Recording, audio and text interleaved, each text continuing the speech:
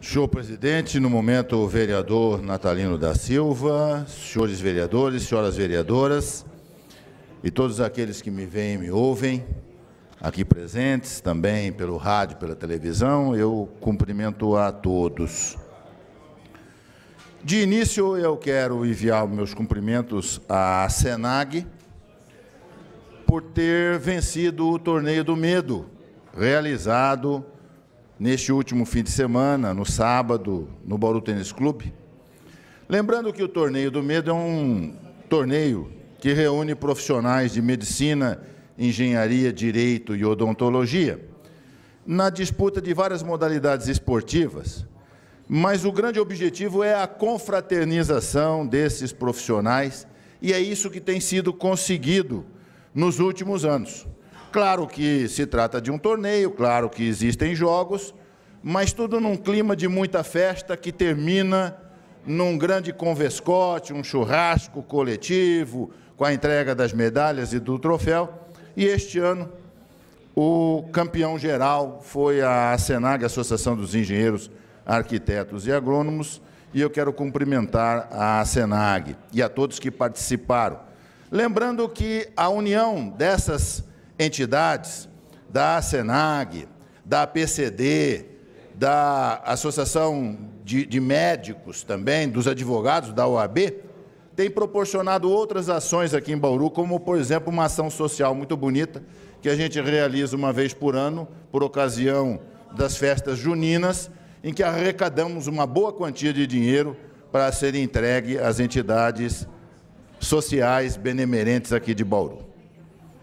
Eu queria também dizer que, nessa tarde, eu e a vereadora Chiara Ranieri Bassetto apresentamos à Casa um projeto de lei que irá tramitar, propondo a utilização dos estádios municipais, distritais, das praças de esporte, em geral, para serem objeto de veiculação de publicidade paga. As pessoas que desejarem veicular mensagens publicitárias comerciais nesses locais vão poder fazê-lo, e a remuneração irá para o Fundo Municipal de Esportes para incrementar o esporte na cidade de Bauru, e desde já peço, eu e a vereadora Chiara, o apoio de todos os demais colegas para a aprovação deste projeto de lei. Eu também não poderia deixar aqui de fazer um comentário a respeito dessa questão envolvendo o uso de recursos do fundo para resolver problemas do abastecimento de água aqui em Bauru. Eu tenho certeza, pode ter vereadores, tanto quanto eu, enfáticos nisso, mas eu asseguro que não tem nenhum que tenha sido mais enfático do que eu em relação ao problema da água na cidade de Bauru. Insistentemente, há anos, venho dizendo que a água é um fator prioritário. Muitas e muitas vezes critiquei o prefeito Rodrigo Agostinho, apelidando ele de Rodrigo Asfaltinho, dizendo que ele precisava voltar os seus olhos para o problema da água. Porque sem asfalto, a pessoa vive 20 anos. Ruim, mal, mas vive. Sem água, a pessoa não vive uma semana. Então, o problema é muito sério e realmente tem que ser resolvido. A questão é discutir se é dessa maneira que ele deve ser resolvido, se é da forma como surgiu. Isso me faz lembrar uma coisa interessante aqui, eu vou me permitir recordar, não sei se é folclore, não sei se é verdade, mas não interessa, é uma história extremamente conhecida do momento em que o Brasil jogou a Copa do Mundo de 58, na Suécia. Houve um momento em que o Brasil ia enfrentar a Rússia. E aí o técnico Feola reuniu os jogadores do Brasil e apresentou o seu plano, dizendo como é que deveria ser feito o jogo para que o Brasil ganhasse. E explicou, então, ô Zito, você pega a bola, entrega a bola aqui para o Pelé passa a bola para não sei quem, vai para o Mazola, e tal, joga na ponta direita, o Garrincha dribla um, centra, o Vavá está esperando ali, entra de cabeça e faz o gol. E houve uma pergunta feita pelo Garrincha, segundo consta na história, que era a seguinte: seu Feola, isso aí já está combinado com os russos? Ou seja, as coisas não necessariamente são do jeito que a gente quer se a gente não conversa com o outro lado, com o lado que pode interferir. Quem é que vai ter que aprovar uma eventual ação no plano de águas? É o Ministério Público ou é a Câmara dos Vereadores? O Ministério Público, me permitam dizer, não tem nada a ver com isso. Não, mas o Ministério Público foi apenas consultado.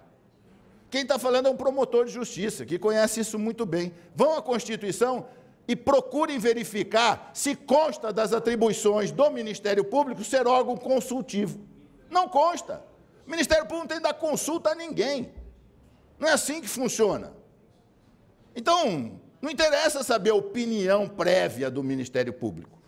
Provavelmente, se o prefeito conversou com os promotores de justiça e disse a eles: e o que vocês acham, faço assim, faço assado? A resposta deve ter sido a seguinte: prefeito, o prefeito é o senhor, não somos nós.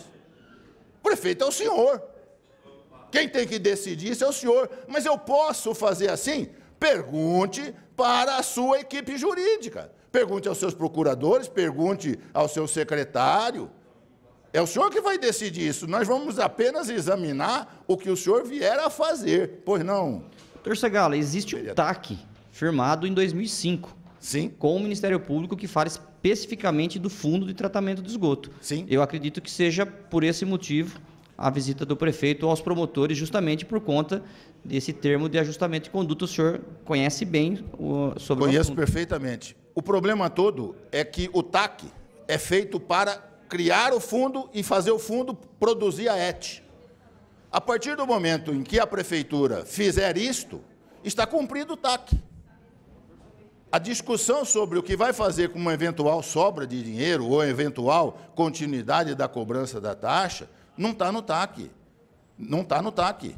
Necessariamente o TAC exige apenas que esse fundo seja aplicado nessa finalidade. Se estiver sendo aplicado nessa finalidade, estará correto. E a sobra? A sobra não é mais problema do TAC.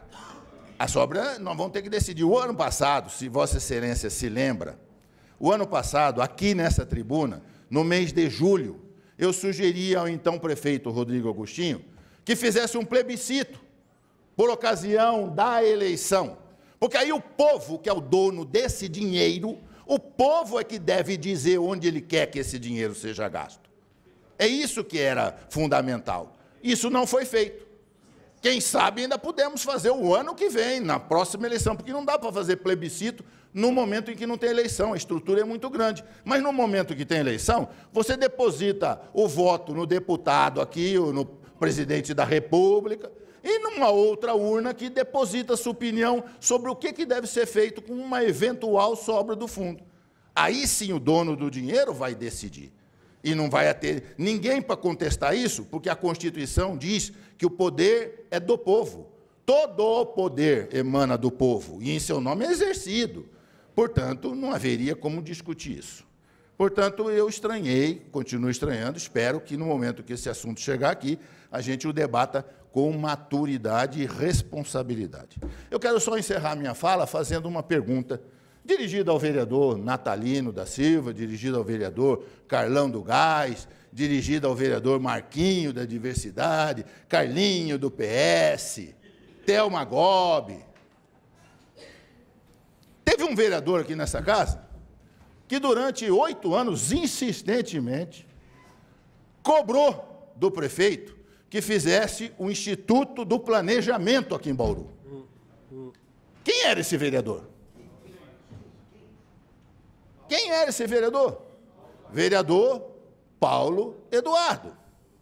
Agora pergunto ao vereador Marquinho, onde é que se encontra no momento o ex-vereador Paulo Eduardo? naquilo que se chama núcleo gestor do prefeito. É um dos 3 membros do núcleo gestor do prefeito. Estão trabalhando ao lado do prefeito. E há 11 meses nós não ouvimos mais falar em Instituto do Planejamento. É sinal que ele desistiu? Não. É sinal que ele não está conseguindo sensibilizar o prefeito. Eu não acredito que ele tenha enganado todos nós durante 8 anos. Eu não acredito que ele tenha feito demagogia. Eu acredito que ele acreditava realmente que Bauru precisa, e eu tenho certeza que Bauru precisa de um Instituto de Planejamento. Mas nem trabalhando ao lado do prefeito há 11 meses, não está conseguindo fazer com que o Instituto de Planejamento seja criado aqui em Bauru. Lamento. Obrigado, senhor presidente.